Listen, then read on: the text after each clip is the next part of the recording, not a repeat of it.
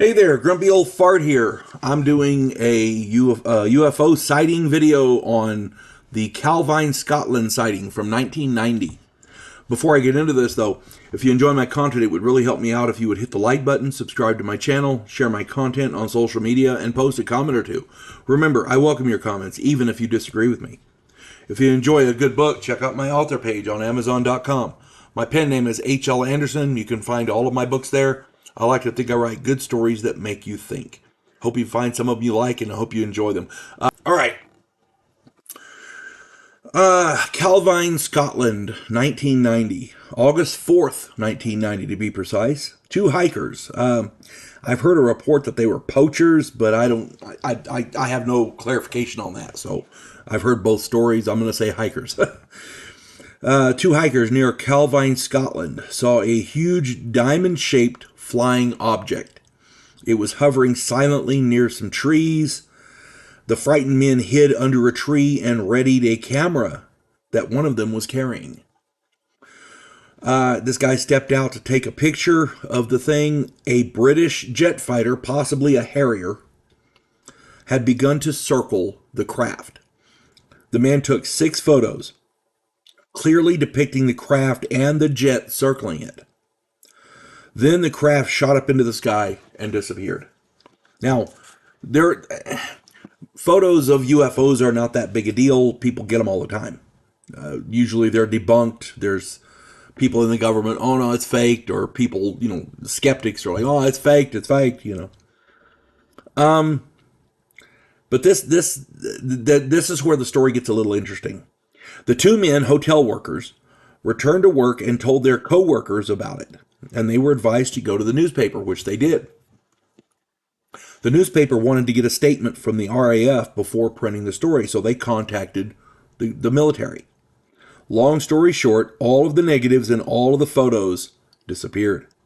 The story was killed. A co-worker of the two men came forward with a new bit of information recently. 3 to 4 nights later, after the story was killed, they were all outside the hotel having a cigarette break. It was raining hard. A black sedan rolled up, and it had a driver and 2 men wearing dark suits and hats with black sunglasses. Very dark sunglasses. He said black, but I assume he meant dark. They ordered the rest of the workers back inside and kept the 2 witnesses outside, where they grilled them in the rain for about 15 minutes or so. The 2 witnesses came back inside, and they were scared. The witness said that they were white as ghosts. They began drinking heavily over the next 2 weeks, and then suddenly disappeared.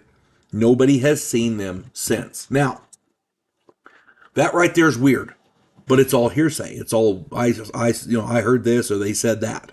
Okay.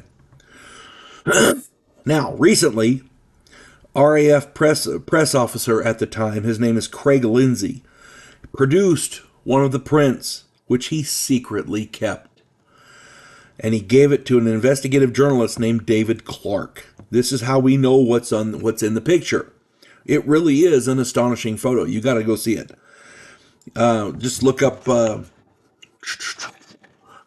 Calvine, Scotland, 1990. It's a wonderful picture. In this case, whenever I do these UFO stories, I try to do stuff with evidence. And in this case, we have witnesses who talked with a bunch of others. We have an actual photo, which nobody has been able to debunk, plus the bonus feature of a visit from the men in black, who obviously warned the witnesses to keep silent. And scared the shit out of them, too. They disappeared. This is as cookie cutter a sighting as they come, but the amount of sheer evidence that we have now to prove that it happened, it made me want to actually do this video, because I'd heard about it before, but I didn't know there was this amount of evidence. So yeah, if you get a chance, check it out. Calvine, Scotland, 1990. Go and check that out. Find that video, or find the photo rather. It's a weird video, or a weird photo. You got to check it out. Okay, well, anybody has any more information or anything else to add, stick it in the comments. I'm sure we'd love to read it. You folks have a good one. God bless one and all. Vanguard 1, Devo Poland, a scientific representative from a pacifist race called the Gandhiri, has come to Earth to learn the one thing that humans do better than anyone else in the galaxy: to fight. In the sequel, Task Force Terminus, Earth is at war with an alien race called the Imdola. Devo Poland's new commission in the Terran fleet exposes him to bigotry and treachery, and he comes to realize that sometimes political and military maneuvering are one and the same.